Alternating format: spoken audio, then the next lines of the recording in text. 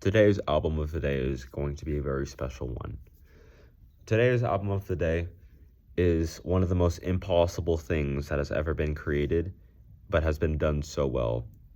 I will leave out lots of lore that is a part of this album because I want you to do that yourself. I want you to learn about it on your own and be as amazed and inspired as I was when I learned about this. Today's album of the day. There's a fly in my room. Fucking hell. Today's album of the day is Loveless by My Bloody Valentine. This is easily, I wonder if I can get my camera to like not see me. It's just so reflective. Holy fuck. Whatever, it's fine. But yeah, this is easily one of the most incredible like creations that has ever been made in music. And you might be wondering, dude, that's a crazy feat. Like, how could it be that perfect? Well, whether you are like I only listen to real music kind of person, like a music elitist, or if you're like an alternative music poser and this was just one of the most popular alternative albums out there, or if you genuinely like it, uh, it's perfect no matter what. And I say that with no grains of salt, by the way. Unfortunately, the way that I came about this album is I kept getting recommended it, and I remember I like the first time that I got recommended it, I saw it and I was looking through what people were saying. I was like, whoa, how could this be so good? I honestly felt like I was just like interacting with a bunch of people that didn't exist. Like I just felt like this is one of those overhyped, hyper experimental albums that is just very well like it's just critically acclaimed because it's experimental. But I was wrong. And I feel like this album I don't think there are very many albums out there that are as inspirational as this one. People literally bought the exact same guitar that Kevin Shields has because he had this guitar. Or people will just buy a Jazzmaster in general. I see so many shoegaze bands that do that thing, the gliding technique where you use like a very loose whammy bar and just strum with the whammy bar in your hand to make it kind of like wobble and shit. I've seen people do that. And, Kevin Shields invented that technique. So now I'm going to talk about the actual album. So, My Bloody Valentine is a shoegaze band, and I would credit them with inventing the genre. And yes, there's probably been shoegaze records and shit before this point, but that doesn't matter to me. They honestly perfected the craft before it was even like really a craft. So therefore, I think they invented it. And they have a couple other albums that are also pretty okay. But Loveless is their magnum opus, obviously. I don't think they could ever recreate something like this. It's kind of like My Chemical Romance, where like, they have a magnum opus.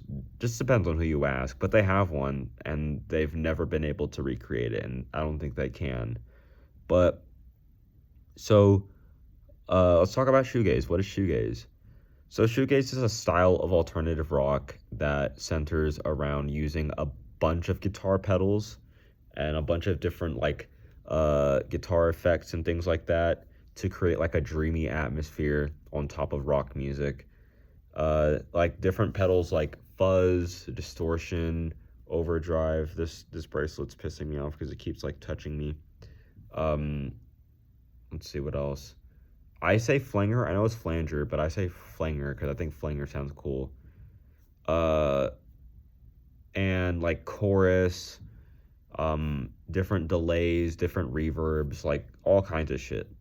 Like it's genuinely use however many pedals you own and just like fuck around and find out and see if you like it.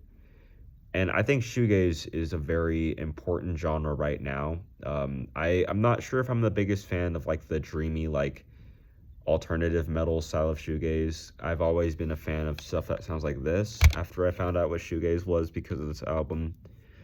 But like I like the kinds of dream pop kind of shoegaze, like any band that sounds like Slowdive, and like any like noise pop kind of shoegaze. I've always liked that kind.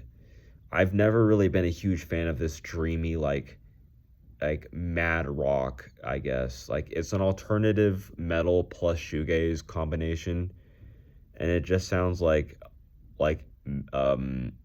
big, like I guess I would call it like big vibe shoegaze or something, because it's mostly just vibey alternative metal, I guess. But um yeah, that's what shoegaze is. It's use a bunch of different uh guitar effects, put that shit on everything. And vocals are interesting because they're not really supposed to be like intelligible, which is one of the main selling points of this album and many other shoegaze albums, is you have no idea what they're saying. Um, and I find that beautiful. I don't need to know what Kevin Shields or forgot the girl's name, but hold on, is it in the insert? Let me see. Please say it's in the insert. God damn it, where are you?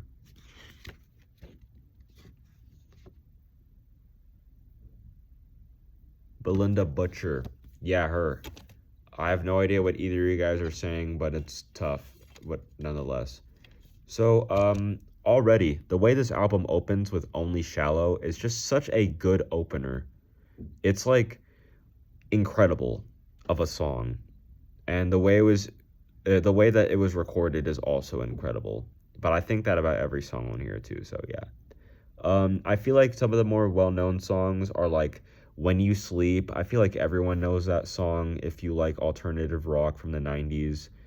Um, Come In Alone is my favorite song on the whole album. Soon is great. I love Soon because Soon is like low-key alternative dance. It's like baggy-esque music. Um, but every song on here is beautiful. To Hear Knows When is an ultimate kissing song. No one heard that. Um, I Only Said is also it's a really fun song. And the main thing I like about this album is that a lot of songs are not very short. I'm pretty sure Soon is like 7 minutes. I Only Said is about 5 or 6 minutes. To Hear Knows When, it's not very short either. But what I like is that they're long and it doesn't matter. Like they're constructed in a way where they're hypnotic on top of like being long songs. Um, I think the only songs that aren't long on here are like Only Shallow, Loomer, and Touched. And Touched is like experimental shoegaze, and it's like a 50-second song. It's a pretty short song. And Loomer is low-key just kind of like a almost ambient interlude. But yeah, the whole album sounds exactly like the pictures on here. Like, I don't know if you can see it, but uh that's a guitar. How do I angle this? I guess that works. Yeah, like that's a fucking guitar. It's same thing on the cover. It's just it just sounds exactly like that. It's very psychedelic, and a lot of weed was involved in making this. So, am I shocked? No.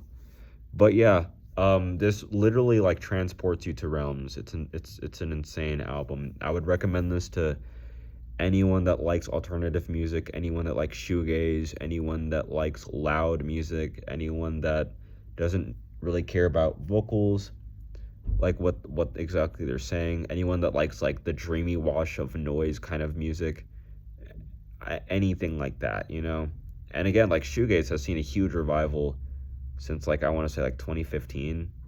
There's been plenty of artists and plenty of bands that have been absolutely like phenomenal in further developing what the genre could be. But yeah,